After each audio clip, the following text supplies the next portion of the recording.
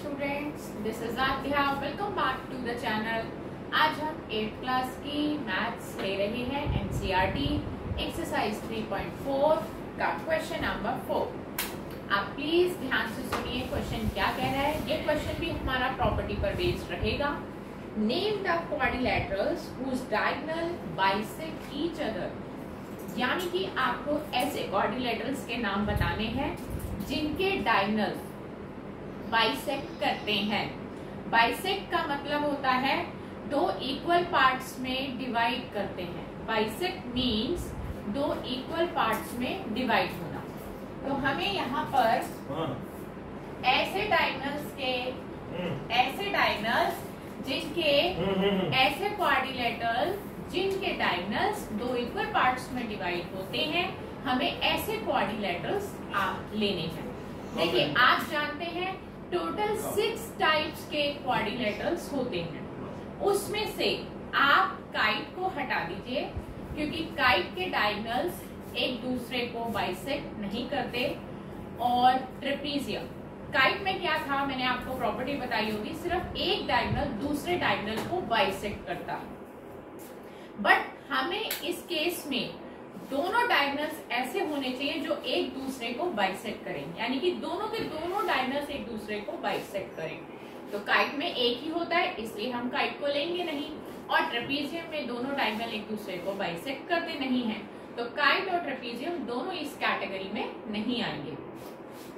Square, rectangle, rhombus and parallelogram, ये चारों के चारों क्वाड्रिलैटरल्स ऐसे हैं जिनके डायगोनल्स एक दूसरे को बाइसेक्ट करते हैं। बाइसेक्ट का मतलब दो इक्वल पार्ट्स में डिवाइड हो जाते हैं जहां पर ये मीट करते हैं। तो मैं यहाँ पर नाम लिख रही हूँ क्वेश्चन नंबर 4 का फर्स्ट पार्ट, जिसमें पहला नाम आएगा स्क्वायर, दूसरा नाम आएगा रेक्टेंगल, और तीसरा नाम आता है हमारा रोम्बस, चौथा नाम आता है हमारा पैरेललोग्राम। ये 4 क्वाड्रिलैटरल ऐसे हैं जिनके डायगोनल्स एक दूसरे को बाइसेक्ट करते हैं। अब हम इसका दूसरा पार्ट ले रहे हैं। इसका सेकंड पार्ट कह रहा है ऐसे क्वाड्रिलैटरल्स के नाम बताइए जिसके diagonals whose diagonals are perpendicular bisector of each other। अब ध्यान से क्वेश्चन की डिमांड को समझिए। अब वो कह रहे हैं कि बाइसेक्टर भी हो और परपेंडिकुलर भी हो, यानी कि दोनों डायगोनल्स जहां पर मीट करें वहां पर वो दोनों एक दूसरे को बाइसेक्ट भी करें और 90 डिग्री का एंगल भी बनाएं। तो हमारे पास सिर्फ ऐसे दो ही क्वाड्रिलैटरल हैं जो परपेंडिकुलर बाइसेक्टर होते हैं। अगर आपको प्रॉपर्टीज सबकी अच्छे से याद हो तो उसमें पहला नाम आता है स्क्वायर और दूसरा नाम आता है रोम्बस।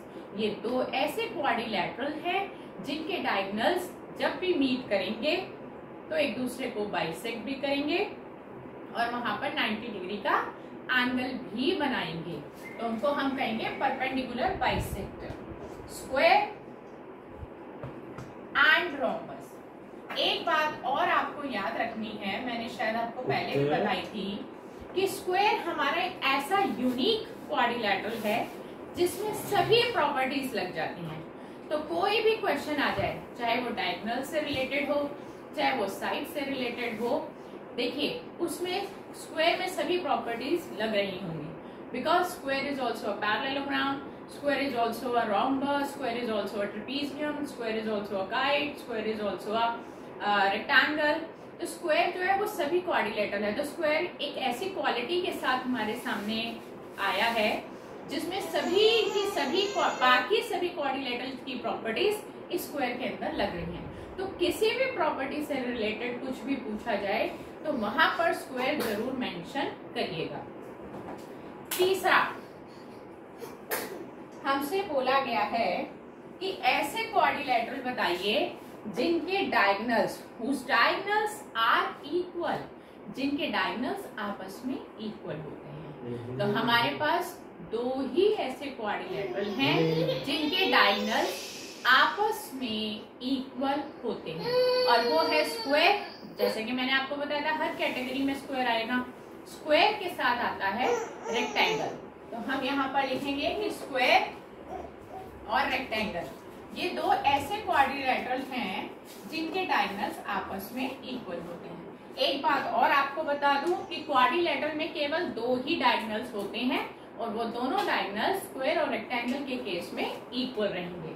तो हमने ये क्वेश्चन कंप्लीट कर लिया है। क्वेश्चन नंबर 4 था ये आपकी एक्सरसाइज 3.4 का। नेक्स्ट क्लास में एक नए क्वेश्चन के साथ आपसे फिर मुलाकात करेंगे। Goodbye friends.